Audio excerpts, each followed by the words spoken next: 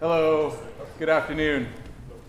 Hi, my name is Kevin Kerr, and I teach over in the writing department. I'd like to begin by respectfully acknowledging the Leguanc people on whose traditional and unceded territories the university stands, and the Songhees and Esquimalt and Wasanich nations whose relationship with this land continues today.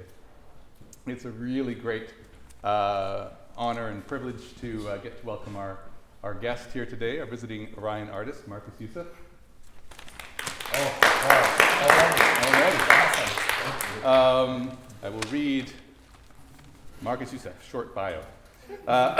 Marcus's 15 or so plays have been performed in theaters and festivals across North America, Europe, and Asia, from Seattle to New York, to London, to Reykjavik, to Berlin, to Hong Kong.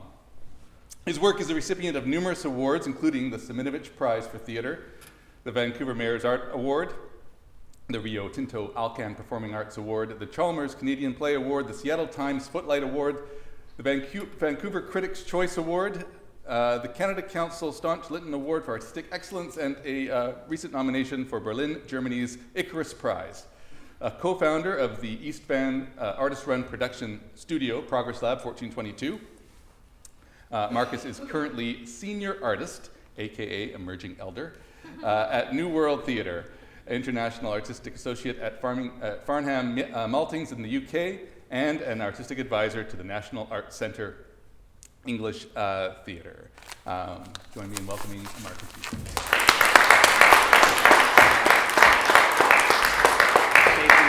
Thank you, Kevin, very, very, very much. As I said in classes yesterday a couple of times, actually the lecture isn't what I said it is. It's actually just a 45-minute talk about how to write an inflationary bio. Thank you for that. It's a great honor to be here. And thank you so much for coming. 12:30 lecture by a Canadian playwright. You know, I'm the two or three people I insisted came are here, which I'm grateful for, but I'm really thrilled that you guys chose to spend an hour here and appreciate it. I also, not sure I need the mic, but they're recording it, so I'm going to use the mic. Apparently, I've been told I have the option of wandering out here and acting like I'm at a TED Talk. Not sure I'm in TED Talk territory exactly, but we'll see what happens. Yeah, it's a great privilege to be here as the Orion visiting artist. Thank you to the Faculty of Fine Arts. Thank you to the Department of Writing, to the Orion Fund, which pays for it. Thanks also to Acting Dean Elena Lindgren, who I had a great meeting with yesterday, kind of that I thought was just going to be sort of pro forma, but actually ended up being a really nice chat, so I appreciate that. And a special thanks to my longtime friend and collaborator, Associate Professor Kevin Kerr, who made the effort to get me here, so thank you, Kevin. So yes, I'm a playwright and an emerging elder at Neworld Theatre, which I ran for a long time, but have stepped back and started to sleep again. So that's really great.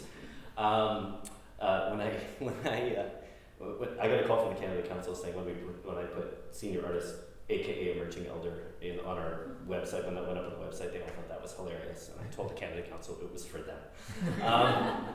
So I've been very fortunate to be able to make a living as a playwright, and I'm continually grateful for that. And the title of the lecture is The Drama of Working Across Difference, which I made up pretty quickly, but I think what I want to actually talk to you about for the next 45 or 50 minutes or so, and I do tend to go on, as you can probably tell already, but I'm going to try to keep it to 45 or 50 minutes, so there's a chance for responses and questions at the end, which actually reminds me, because I go on, would somebody be willing to keep track of the time?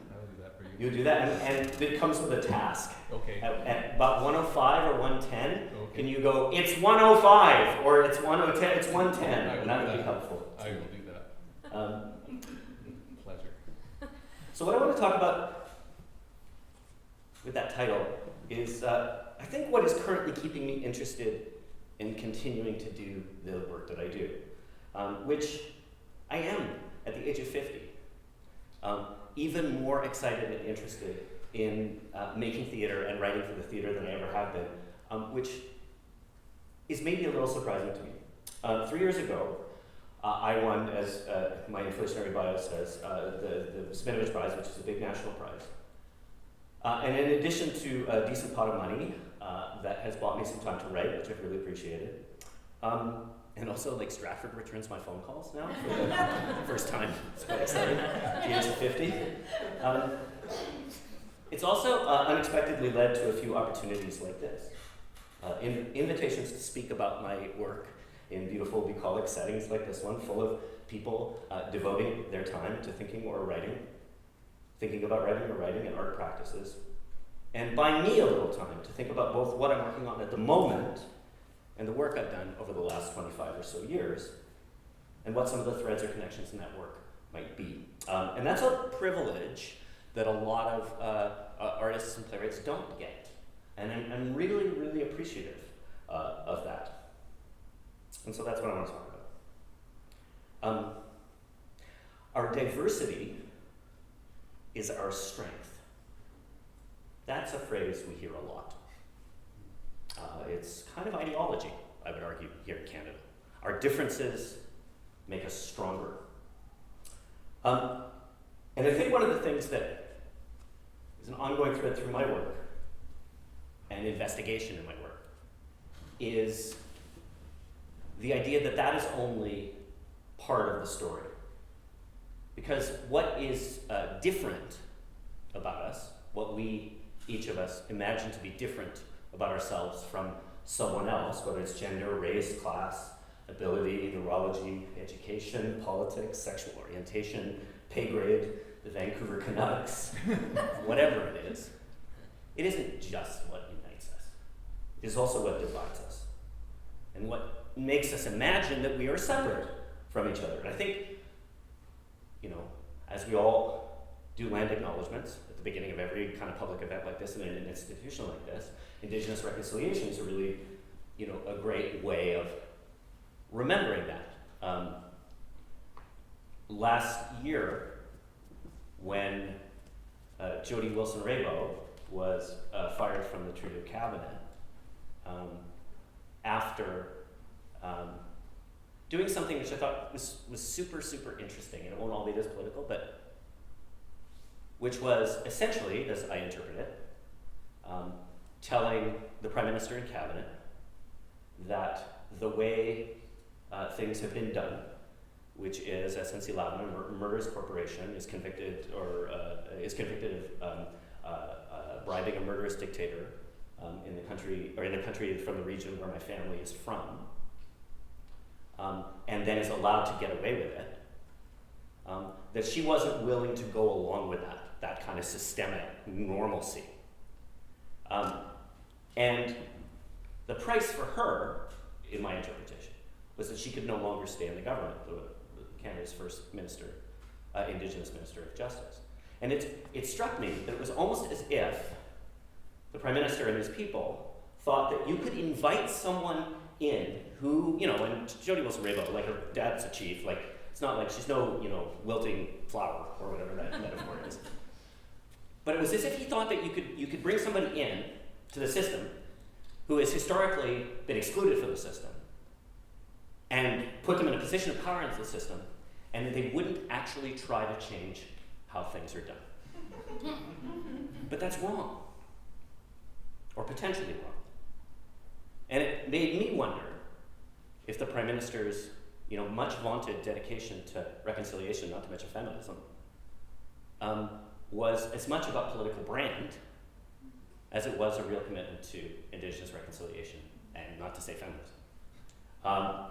And like I don't have any doubt that Justin Trudeau, the Prime Minister, is personally devoted to the idea of reconciliation, is very sincere about it. I have absolutely no doubt about that at all. But the practical work of negotiating that reconciliation within the cabinet in relationship to real issues of power is complex and challenging. I have my own experience with this, not just about Justin Trudeau. I was at an artist color retreat maybe 4 or 5 years ago, organized by an artist in Vancouver. Went to Harrison Hot Springs, was really nice. Hot tubs, it was great.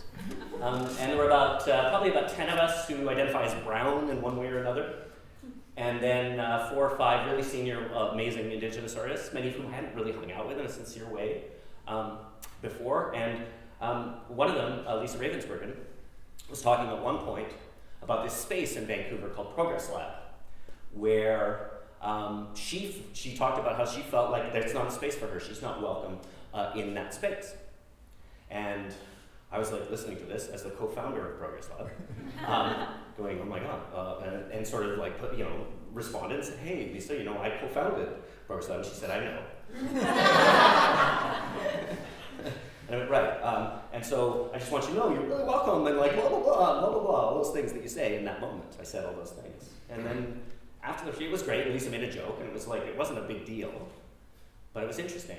And this is a space I actually co-founded with Kevin, and a great space in Vancouver. It's really awesome, kind of a hub for the indie theater community. But we had a collective meeting. There's 4 companies in there. There's about probably 10 or 12 of us who were kind of the core people, maybe a few more. We had a meeting the next Monday, like right after the retreat, and I walked in, and I was late for the meeting, and I walked in the meeting, and it was a circle of all of us sitting and talking about building stuff, and I looked around, and every single person at the meeting was white.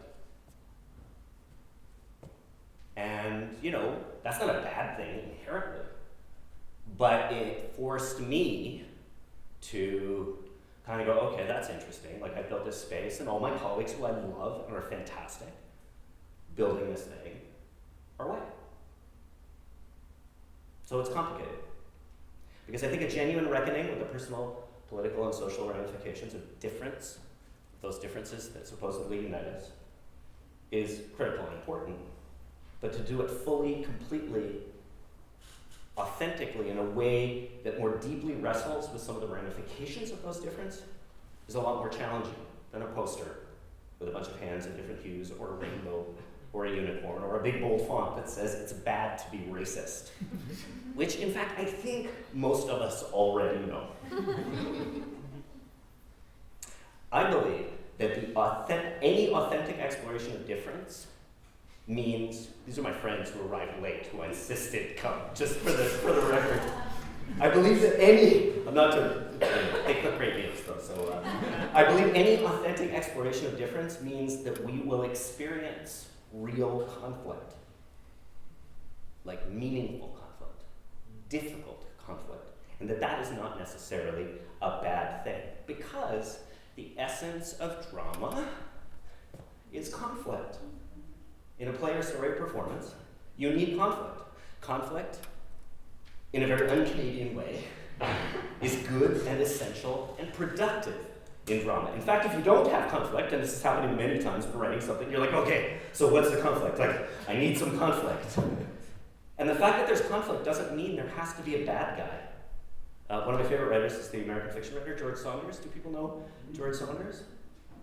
Him and many others, there's many others, but in Saunders' work, like, conflict arises between characters that is a product not of people being bad, ever. He's a Zen Buddhist, it's like really important to his practice. So it's not people being bad or mean that leads to conflict, but rather those characters' histories, experiences, and circumstances colliding with the experience, histories, and circumstances of other people. And that, for me, anyway, is the most exciting kind of drama or conflict or storytelling that there can be. And it's the kind of drama or storytelling that reinforces something I think most of us experience as being human in the world, that life is complicated, that absurdity and contradiction are everywhere, including within ourselves, that we are all brilliant, that we are all fools, and that we are all, in some way or another, complicit in some kind of horror.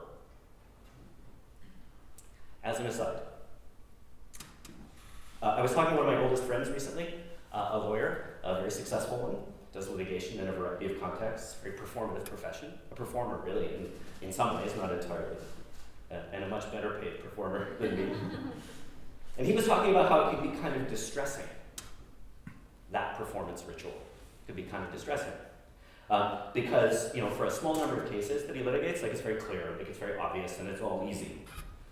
But for the vast majority, the idea that an abstract idea of justice, right and wrong, guilty, not guilty, settlement that is fair, can just be served definitively and decided so that it can then be used as a precedent for other similar kind of situations, conflicts between humans that occur all the time, is in fact, that this idea is in fact absurd. And so working continually in a system that is predicated on the fact that it is possible to objectively administer justice is actually really hard because of the convoluted, complex nature of human conflict. And I think this conversation helped me understand a little better why, despite the lousy money, I continue to be grateful to be writing plays and working in the theater. I think that for me, writing and making plays with a variety of people from an equally wide variety of lived experiences has offered a kind of unique site or place to try to practice genuine, real reckoning with the consequences of difference. Consequences that challenge both the black and white binary nature of our commonly held social ideas about justice and challenge the idea that diversity and difference is supposed to be easy to negotiate. And also, in fact, and this is what's led me to feel really good about what I'm doing right now, very different than 10 years ago, that the weird, archaic, marginal form of theater might in some ways be a model to imagine new ways for us to manifest and ultimately transform in very, very small ways the conflicts that arise from both our own inevitable internal contradictions as well as the conflicts that come about because of the differences we have with others. So I've written, as my inflationary bio says, somewhere in the region of 15 plays and performance events, a couple of which this afternoon I'm going to talk about, read a bit from and show a couple of excerpts of. They're across a wide variety of styles. I've never been the kind of writer or artist who does one thing. I've written or co-written satirical comedies about the War on Terror, there's one here, a semi-experimental play about capitalism, friendship, and competition, a play for teens about a young Muslim immigrant who wears hijab, a show derived from the journals my estranged mother bequeaths to me, collaborations with an artist whose life includes Down syndrome, an adaptation of a 1960s Egyptian novel about nihilism, reset in contemporary Vancouver. All very different. But what I think unites my work, maybe, is a consistent investigation of what it means to confront something or someone that is foreign, alien, or different. Or, in my more personal work, something in myself, a feeling or a belief or something I've done, an action I've taken, that I don't want other people to know about, that I feel like doesn't fit in to a bigger idea about who I imagine myself to be, and that I'm afraid, if it is revealed, will lead those I love to reject me. Over and over again, in either the content of my plays or the way they are created, people or groups come into contact with other people or groups in ways they never imagined they would. And when I look back now, at age 50, at that work, I think I'm beginning to understand a little bit about why.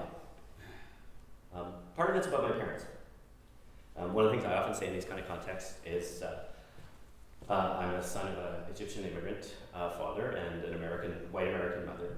And I grew up mixed race before mixed race was an actual official thing. Like, it wasn't recognized as an actual thing. It was a very rare condition in the 1970s, at least in my experience. And my dad came from Egypt in the late 1950s because of what happened. I told this story briefly yesterday in the class. What happened was the Suez Crisis. So the British, the French, and the Israelis tried to take over the Suez Canal. Egypt was a Soviet client state at that time. But it was actually the Americans, then still the kind of post-colonial supporters of post-colonial indigenous governments, who supported the Egyptian government against Israel, France, and Britain. And so Nasser, the dictator, kicked all the Soviet advisors out and brought in the Americans. And so soon afterwards, my dad got a foreign exchange scholarship to go do his PhD in economics in the United States. And so it was actually because of that giant geopolitical event that my father ended up in the States. What I find kind of a funny thing that happened was he had a choice between two schools. UC Berkeley was one school, and Harvard. Those were the two that he had options to go to do his PhD. And the application fee for foreign students at Harvard was $10 US, and the application fee for foreign students at UC Berkeley was $5 US.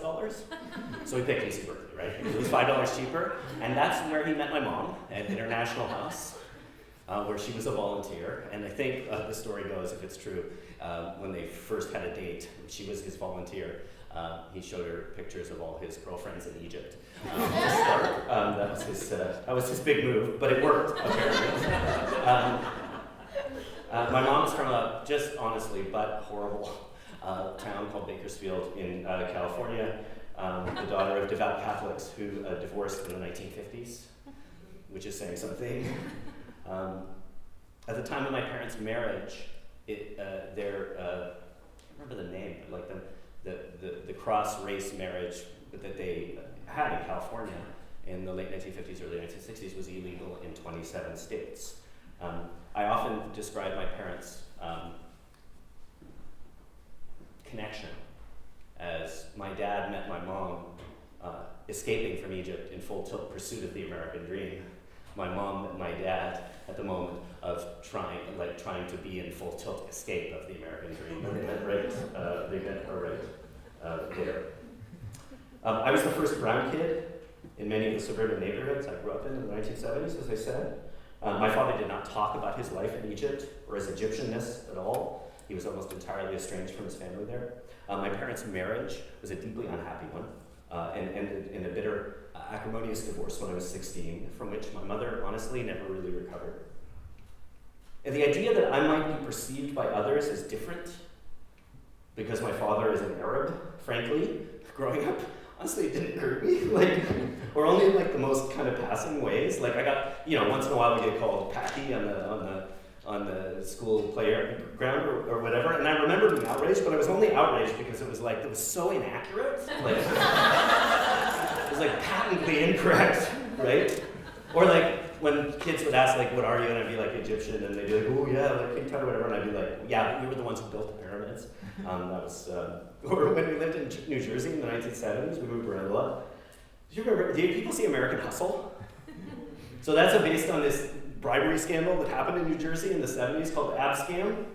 Anyway, for Halloween, when you were living there, I dressed up as an Arab sheik with a sign. I was, I think, all of about 10 years old, with a sign that said, does your state congressman know me? It was very popular. Very popular. Honestly, I think the way kids noticed my difference was as much about how on my first day of school in the new city, we moved a lot. I showed up at the bus stop, the school bus stop, with a copy of the New York Times tucked under my arm at the age of 12. Because at the age of 12, I really liked to read the New York Times. What's weird about that, right? But really, my consciousness, my self-consciousness, or self-awareness about some of the personal and social and cultural implications of my racial and ethnic identity emerged like they do for so many of us during university and theater school. Fueled mostly, I have to say, by my white lesbian friend Kate, who at the pub one night got so frustrated, she was like, you do realize you're not white, don't you? My first full-length play was called A Line in the Sand. It was written with my good friend, Argentinian-Canadian playwright Guillermo Verdetti. It's about a friendship that evolves between a young, unhappy Canadian soldier stationed at the Canadian Forces Base in Qatar during the First Gulf War, which was actually called Canada Dry 1, just for the record. It's kind of hilarious. Ginger ale reference. The relationship that forms between this young soldier and a young Palestinian black marketeer who dreams of emigrating to the United States, Kansas City in particular.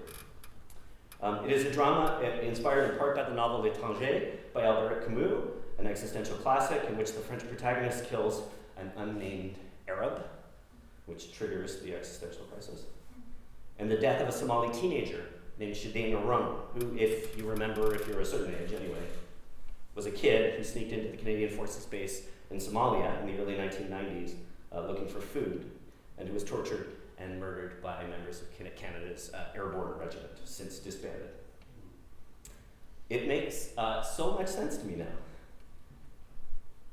And I actually just thought about this, we're writing this thing. Because of a major political event far beyond their control, a young, unhappy white person, and it meets a charismatic, entrepreneurial young Middle Easterner. They meet against all odds, form a complicated bond based on their own desires and personal histories, and then one ends up hurting the other. The differences of their worlds and experiences, the sheer unlikelihood of them even having a story together, dooms them to failure and makes it a tragedy. I didn't realize it at all. But looking back, I'm like, oh, this political play that won awards and really set me up to be in a position to write plays for a living. It's had a number of productions over the many years, including this one, which is a revival in 2016 of Factory Theatre. When I was writing that play, I thought I was being really political. And in fact, I was telling my own family's story.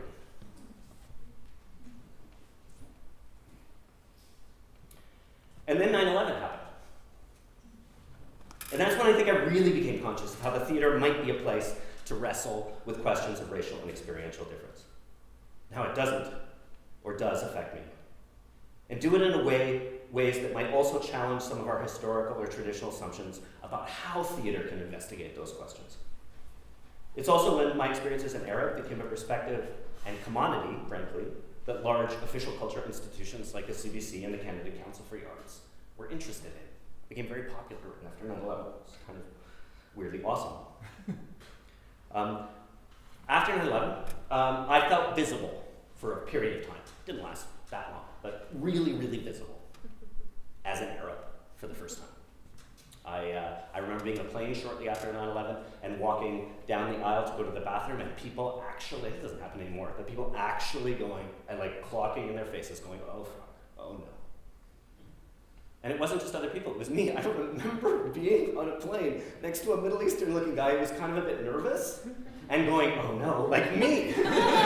Like I was doing it and going, oh my God, don't do that. But actually feeling it. I remember being a bit of a dickhead and putting on army fatigues and aviator sunglasses so I looked like Muammar Gaddafi, at least in my own head, and walking around Robson Street right afterwards just to see what would happen. But one of the things that did happen, was the CBC commissioned me to write some kind of it was pretty open-ended dramatic response. And if you'll remember that time, those of us who are old enough to actually remember it, one of the things that happened after 9/11 was a kind of official culture, mainstream media response, like nothing I had ever experienced before. In that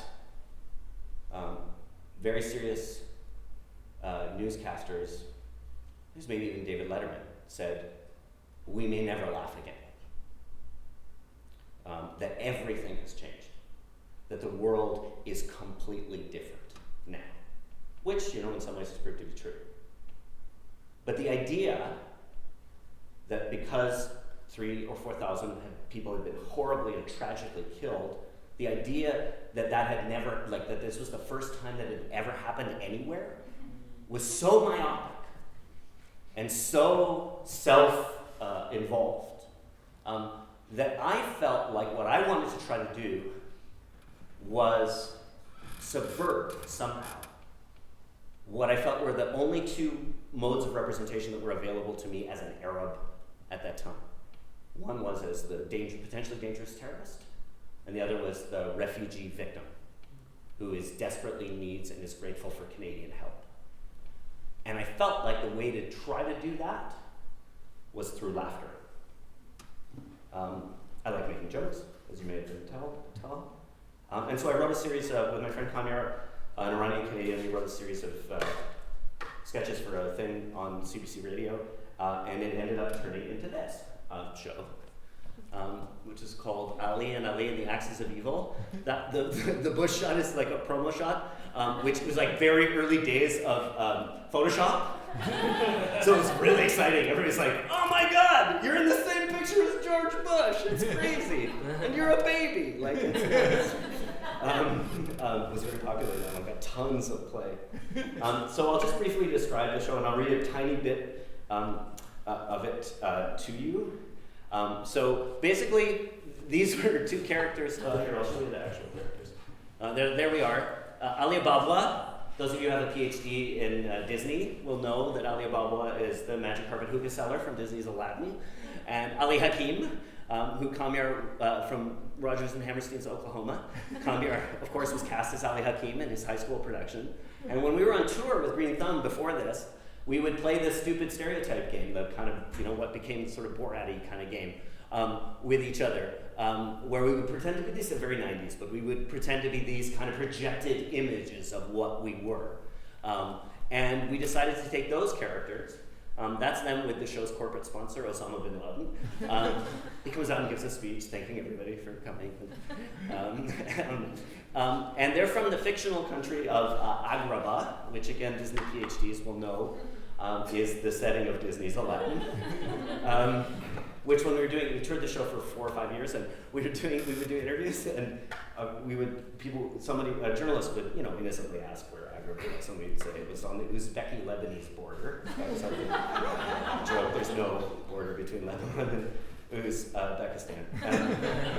And in this fictional world, Agrabah is a country in the Middle East that has been upended by American invasion, much like Iraq. And these guys are refugees, and their gig is kind of like, they do like a USO show. USO, like they go and entertain the troops, except they do it in like failed states and war zones. So they go to the Congo and Liberia, and they got a show that they do. And they've been brought to Canada by a well-meaning theater manager who probably got a multiculturalism grant. And in their application, they said they were going to do an ethnic family drama that would make everybody feel good about immigration and how immigrants fit in and the values that they bring to Canadian culture, et cetera, et cetera. But what they actually do is something. They're also sponsored by the United Furniture Warehouse of Nations. I think it's hilarious. But what they end up doing is not the ethnic family drama, although they do little bits of it, and I won't read them now because I don't think you actually can say some of the things anymore that are in there. But I will read you a tiny bit of it, and this is a little section when they look out in the audience and they realize that their biggest hero is in the house tonight. One of you will have to, maybe you will have to be that person. Don't worry, you don't have to do anything. And that's Ian Handsome Man Thing. Who's an icon in Agrabah as a successful brown person in the West. So, Marcus? Yeah. It's 105. Oh, frig. Okay.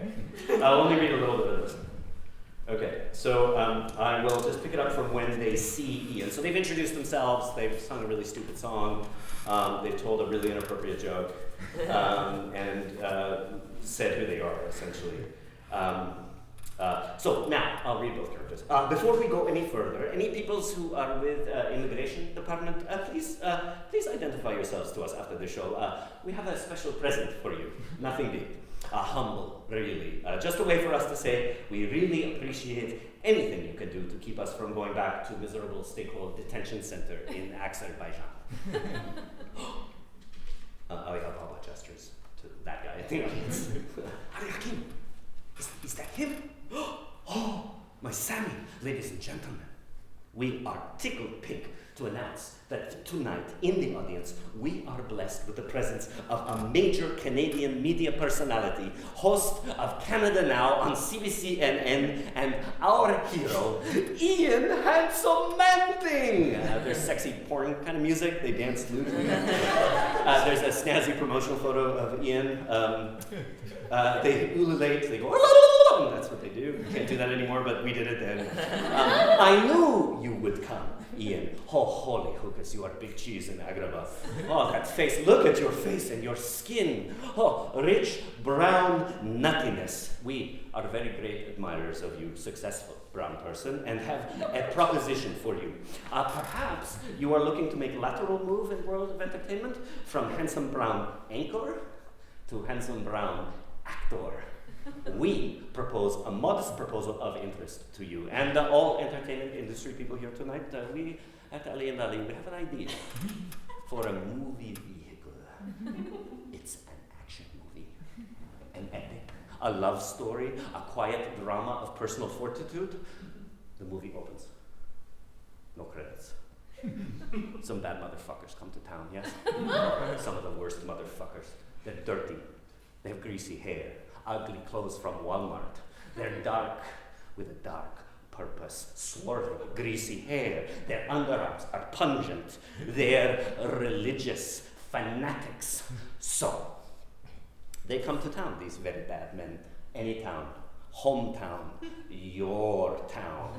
For what purpose we do not yet know. We know only they are fanatics, because they are always praying and muttering and looking sideways out of their squinty, suspicious eyes with jealousy and envy at the material wealth and freedom the people of hometown enjoy, which the bad men call decadence, but secretly long for. They go to a strip bar. Ugh, sick, disgusting pigs. They do not tip after the lap dance. And the next day, in a devastating act of criminal monumentality, they kill themselves somehow, and kill many tender, sweet, innocent people who have children or pets, or are children or pets themselves. People are understandably upset. They weep. They search for their loved ones among the rubbles, calling out their names. Sally, Tercel, Atanarjawat, they cry out. It's a very 90s joke, sorry. Who has done this? Who is responsible? Smash cut to your boys, good boys, and some girls too. In they come. They do not want revenge. Oh no, they want justice. They want to liberate the people of a small, dusty country that had absolutely nothing to do with the unspeakable crime we just saw a few minutes ago in the movie. They have no quarrel with people of small, dusty country. No. Therefore, they kill by the dozens, the hundreds, the thousands. Tanks crush houses. Dusty, brainwashed people rush to defend their city. Some of them are burned alive or mangled by machine gun fire. In broken down alleys, they fight hand to hand. A mouthful of dusty teeth meets the butt of a rifle. Gums bleed, eyes pop, women scream. The bodies in pieces, they pile up. Here a leg, there an arm, everywhere a dead man. And then your boys, surrounded by the dead and dying villagers, call the remaining people of small, dusty country together. And you, your boys, give the peoples bottles of water. And the skies open up and it rains. Think of Black Hawk Down meets Singing in the Rain. It rains Pop-Tarts. We push in close to the face of a small, dusty old woman. Her face is worn, sorrowful. She looks at the bottle of water in one hand and the Pop-Tart in the other. And then at the soldier, this is you, Ian, nicely backlit by the setting sun. And her eyes filled with tears of thankfulness, of wonder. She understands this is no ordinary war. These are not soldiers such as they know from before.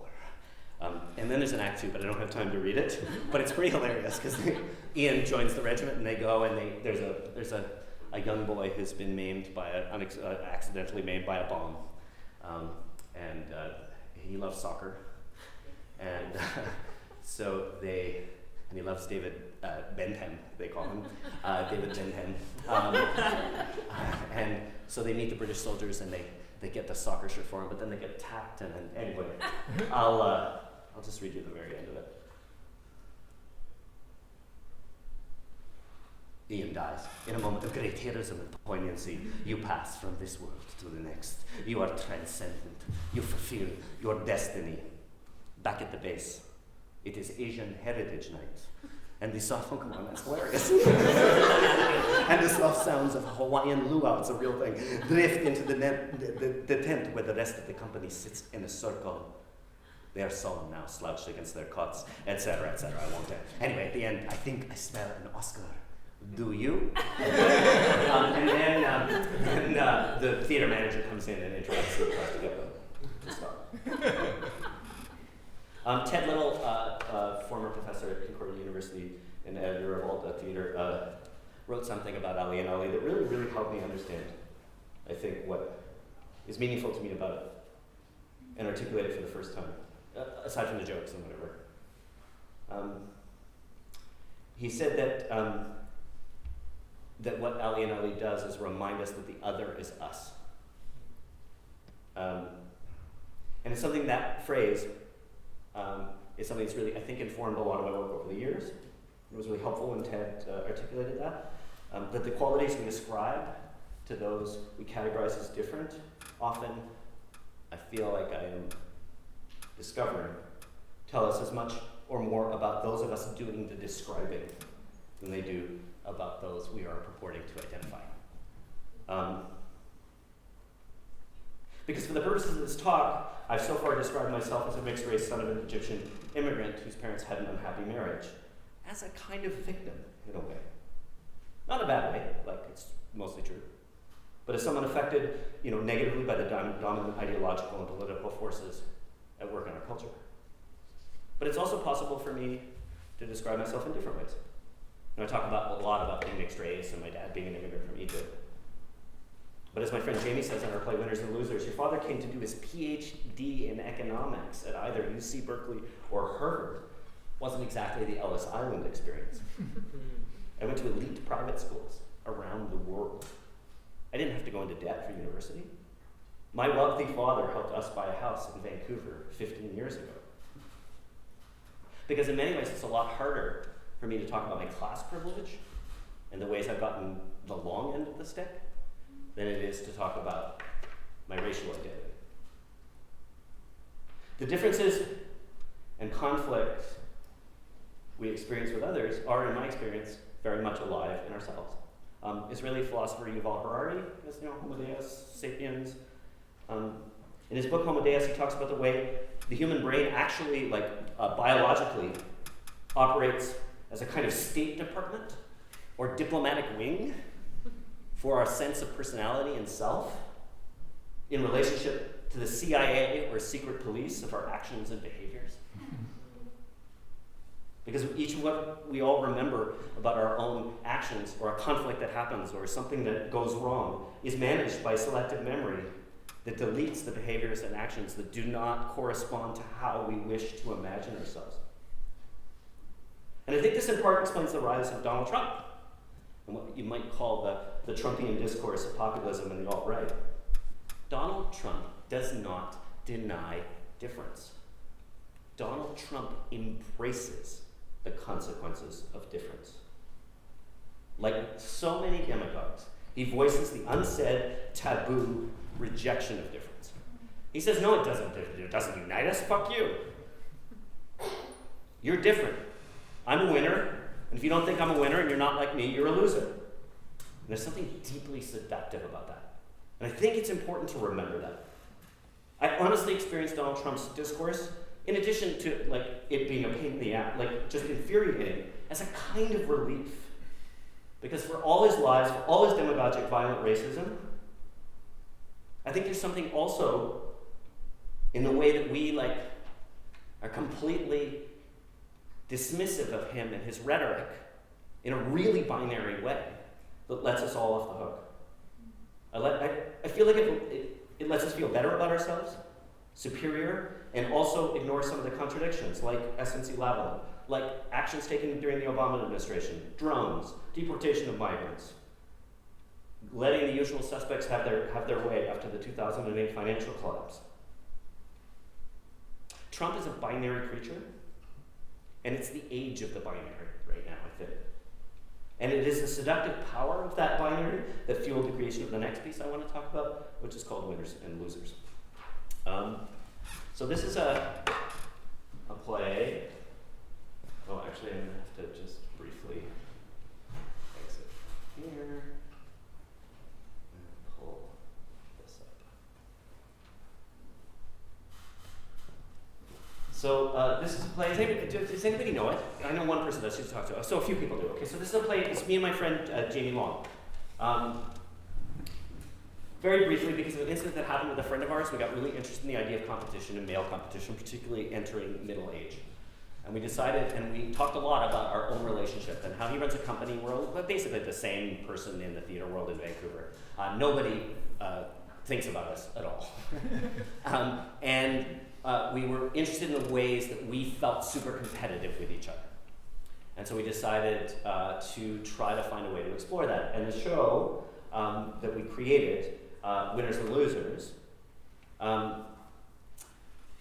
ended up basically being edited versions of transcripts of a debate a game we played called Winners and Losers, where we would name a person, place, or thing and debate whether it's a winner or a loser. Just the two of us on stage, very simple.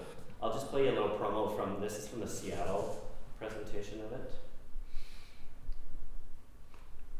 Hi, my name is Jamie. Yes, and hello, I'm Marcus. And this is Winners and Losers. Mexico.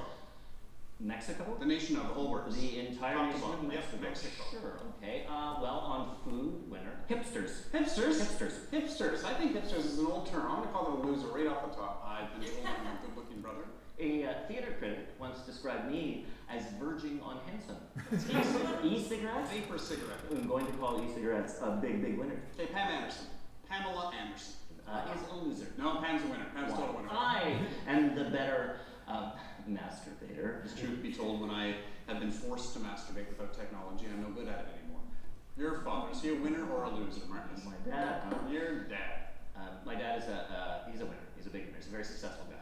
Like, you talk about your dad giving you money or not giving you money as his indicator of his love.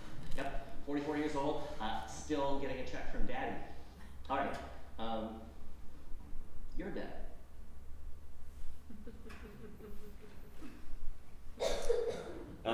So I'm running out of time, so and I do want to get to the next thing, so I'm gonna try to talk about this book. This show really hit a chord. We did hundreds of performances in 18 to 20 cities, in 12 countries around the world, and forgive this is just me showing off.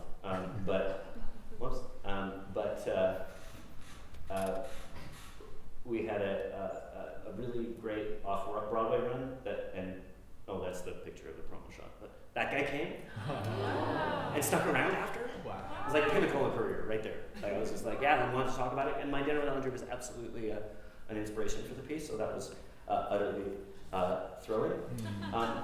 It's a piece that ultimately, it starts off like Pamela Anderson and all that, and then it becomes much more personal. That's the arc of it, and ultimately is a piece about the dissolution of the friendship. And we are always trying to win.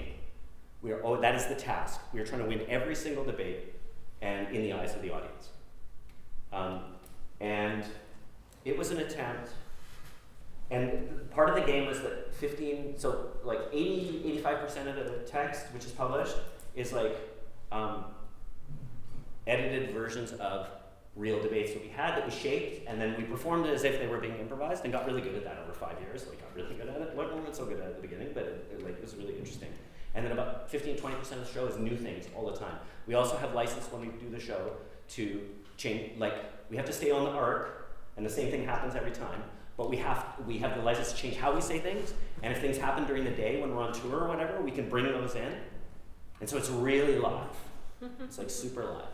And the show kind of turns when on class and race, primarily class. And that's where the conflict really happens and where the friendship begins to break down.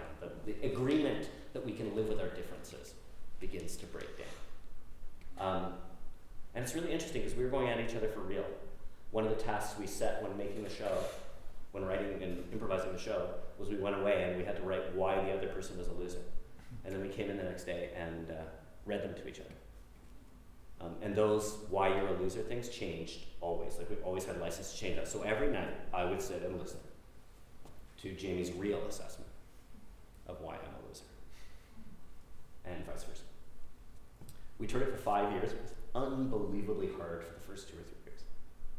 There were times in Toronto, we ran in Toronto for 6 weeks at Canadian Stage, and there were times that when I was alone and there was stuff going on at home, there were times literally when I walked the streets all day because I thought I was losing my mind. I really did. That was the worst. It wasn't always that bad. But this interesting thing happened. We got through it. I mean, it showed it really well. It was great. It was really good for our careers. But this interesting thing happens. We stopped doing it in 2017. After Trump was elected, Jamie said, I can't do this anymore. It was really interesting. I talked about this yesterday a little bit. It's really, somehow when Obama was president, we were doing it in the States at that time. Obama was president. The fact that he would attack me around, class, essentially, he was okay with that. But then when Trump became president, he was like, I can't do this anymore. I literally can't do this anymore. But when we stopped doing it, this amazing thing happened. And I think it's connected to my thesis here. The closeness of our relationship now is, I don't think, would be the same or would be possible without us having gone through that experience. And not that I recommend it as a course of therapy or anything. But negotiating and living with the constant kind of relentless articulation of the tiniest of things that you can argue about, like why I'm better than you, actually finding a frame to do that as two middle-aged men who are very alpha, both of us in our own ways, actually got us through to kind of a different place. And our relationship is very different now than it ever was, which I find kind of interesting. Okay, I gotta move on now. Last thing I want to talk about, I really don't have time to do all that I wanted to. So I'm just improvising here about what I'm going to cut.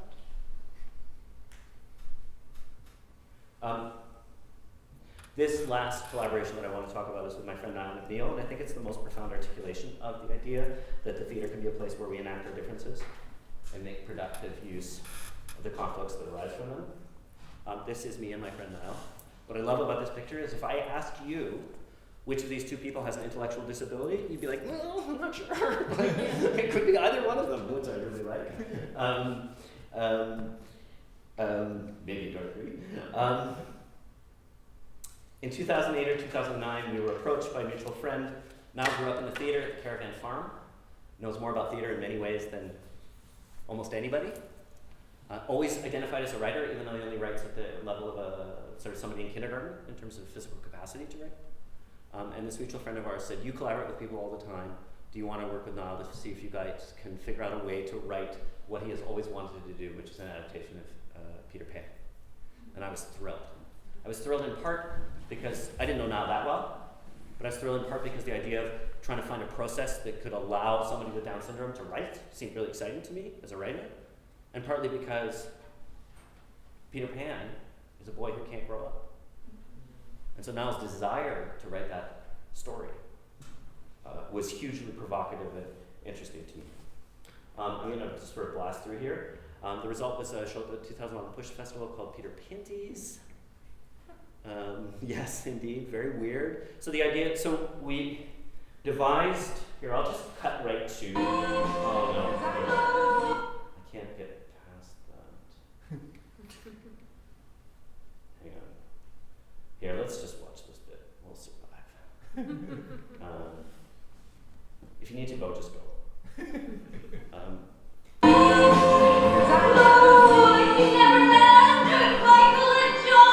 Yes. Mom, I have a baby with you, Wendy. Oh, I love you, Peter. You are a very sexy man. I love it. Oh, I can't believe this. Where are you taking me? Lots of Nova Scotia. Oh, Peter! Help me! So I'm going to stop there. So Wendy gets pregnant. Basically, Niall and I figured out a way to work together that's kind of transcription-based, not actually that different than Winners and Losers. We just hang out for like 2 hours at a time, and I record everything, and we jam about the story, and we do voices, and we do all that kind of stuff. But we also just talk about his life, and with Niall, I found this incredible. He has unbelievable powers of association. In Peter Pan, Captain Hook turns into Macbeth, which makes a tremendous amount of sense. In our second show, which I'll show you a tiny bit of in a second, King Arthur's Knight, Mordred, the bastard son, turns into Gollum. Niall has an unbelievable associative power that is his brain, that is the kind of essence of comedy and also like the essence of kind of drama in a certain way. He can switch gears like in a second. And while he can't do structure and can't do organizing, which I do, he can do that in a way that I aspire to. And so our creative relationship has been one of the most exciting ones of my career. And again, I'm trying to go a little bit fast. I get married, of course. I would play this song, but we don't have time. It's really awesome, though. To get a sense of the poetry, though, this is Mr. Darling's song. I work at a bank. I have a meeting with the owner. If I come out of my office, our children will starve to the streets. I do not see more. I have a meeting with the owner. If I come out of my office, our children will starve to the streets. Red, red blood be shedded everywhere we go. Those are Niall's lyrics, slightly adapted by Veda Hillig, our musical collaborator, but a fascinating perspective of the businessman who loses control of his children in that story. Okay, moving right along. Just want to get to one last video. So our second show is King Arthur's Knight. King Arthur adaptation. So this is a commission for the Lunar Festival, and this had an extraordinary life. What we did was we decided to try to expand the collaboration to see if we could work, if this methodology that Niall and I developed could work with other folks with Down syndrome in particular, and intellectual disabilities more broadly. And worked at Down Syndrome Research Foundation in Vancouver, and ended up asking, we ran classes for 3 years, and ended up asking 3 of the people from those classes to join our ensemble for the show, including Andrew, who's playing the Saxon there, Matthew there, and Tiffany, who you'll see in a second. That's a process video. So that's us working. Again, I don't think we really have time, because I want to show you this last one. That's us working in a class very early on.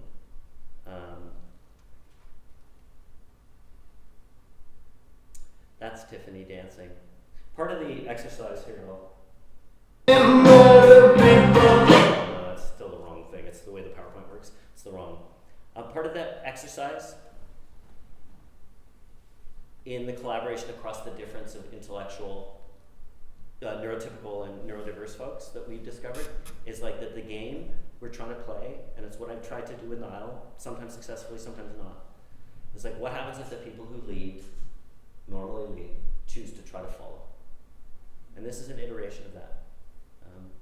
Tiffany loves to dance. And so the game of the choreography was not telling Tiffany how to dance. It was making space for Tiffany to dance how she dances, and the neurotypical performers to learn dance that supported what she was doing.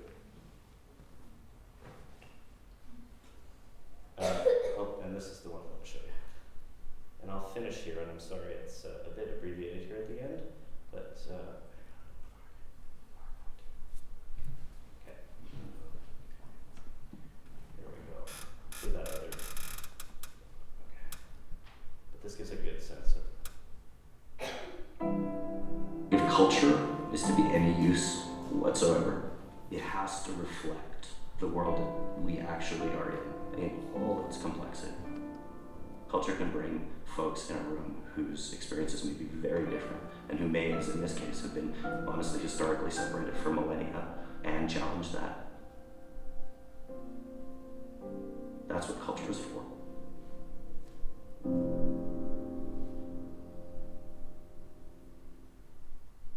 King Arthur's Knight is King Arthur's story through Niall McNeill's eyes and vision. Hey now, leave me. As a professional actor, it shows his whole life growing up. King Arthur's Knight is about the kingdom called Camelot. I write it with my co-writer Marcus Youssef. This is the second show we've written together. And it's always a question, no matter who you're collaborating with. How are we going to do this? How's this going to work? Who's going to write what? So Niall and I just started hanging out. And what I did was I recorded absolutely everything. A couple of things came clear from that I could actually begin to work with the transcriptions of those recordings to shape a script. Another thing that came really clear was there would be times when Niall would just go, hang on, this is a song, and he would just speak a song. And a couple of times out of 5, the lyric structure would be extraordinary. I'd show it to David, and she'd go, I want to write music to this. In that process that we began to devise, which we were just making up, we discovered a few things. One, Niall and my pleasure in working and writing and jamming together. 2, Niall's gifts as a writer. No, to raise my son. And our ability to do that in relationship to each other in a way that seemed fairly productive. This particular shows real excited interest from a place called the Banff Centre Research Foundation in Banff, BC. Our cast includes 3 additional actors who we've been working with for 3 years through the DSRF. Our Guinevere, our Magwitch, who's Mordred's assistant, and our big evil Saxon are all played by actors whose lives include Down syndrome, as well as a cast of professionals. So when we started the classes at the Down Syndrome Research Foundation, our Guinevere, Tiffany, terrific actor, she and actually Niall were paired up. They were doing a Beauty and the Beast adaptation. I saw, as they started, Niall just sort of clock Tiff and look at her, and I could see it in his eyes going, oh my God, she's really, really good. Tiffany, every time we on stage, she wanted to be herself. it's same thing with me. It's Tiffany in here, but Greenville is in here. And she's really good. Huge on his horns. He's very huge. They were huge. Kind of like fun. Tiff's mom, Tony Ann, came up to me and she said, this is one of the only of these kind of classes that Tiff has ever wanted to do.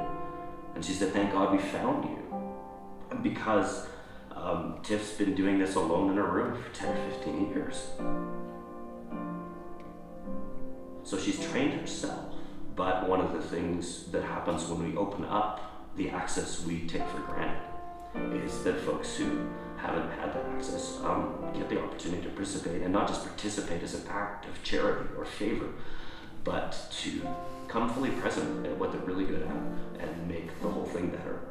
And that's the real thing about why it's important. It's because it makes all of our lives better. We're not doing anybody any favors.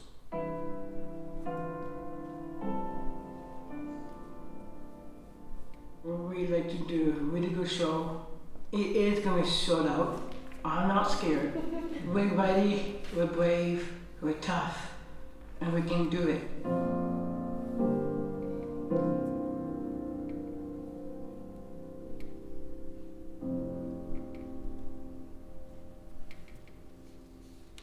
And so just in conclusion, I just want to say that this in some ways, not entirely, but this work is partly why I am more excited than I have ever been to be a writer and a creator in the theater.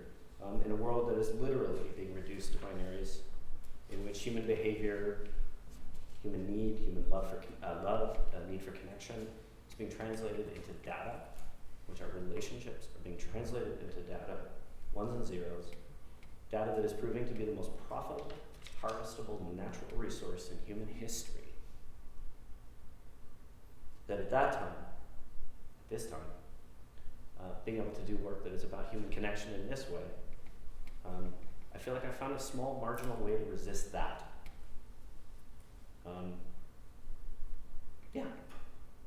Because while what we do in the theater is an ill-paid marginal form, it's also a place in which weirdness, contradiction, absurdity, dissent, marginality, and not fitting in is actually okay.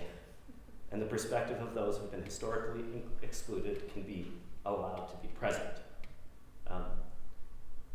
Folks these days talk a lot about the need for us all to make space, to try to make space, which I think we all sincerely try to do. And it is in the conflicts that arise from making space for marginalized perspectives, both the ones that live inside of me, and maybe all of us, and those that we experience when we encounter others. That, for me, is the real possibility of this form, and what keeps me excited about doing it. And now I'll shut up, I went on.